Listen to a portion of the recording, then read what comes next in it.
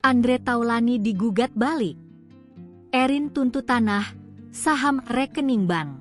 Proses perceraian Andre Taulani dan istrinya, Rien Wartia Trigina atau Erin, semakin rumit.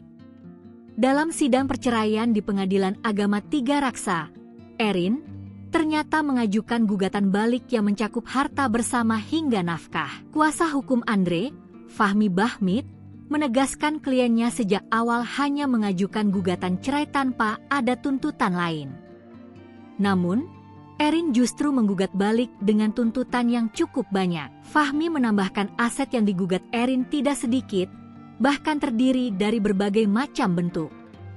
Beberapa aset yang masuk dalam gugatan disebut meliputi tanah dan bangunan, barang bergerak, saham, rekening bank, hingga polis asuransi. Jumlahnya pun lebih dari satu. Gugatan ini, menurut Fahmi, diajukan Erin secara diam-diam sebelum akhirnya diketahui publik. Ia juga menekankan pentingnya kejujuran semua pihak yang terlibat agar masyarakat tidak menerima informasi yang menyesatkan. Fahmi menilai gugatan balik Erin kali ini merupakan persoalan serius.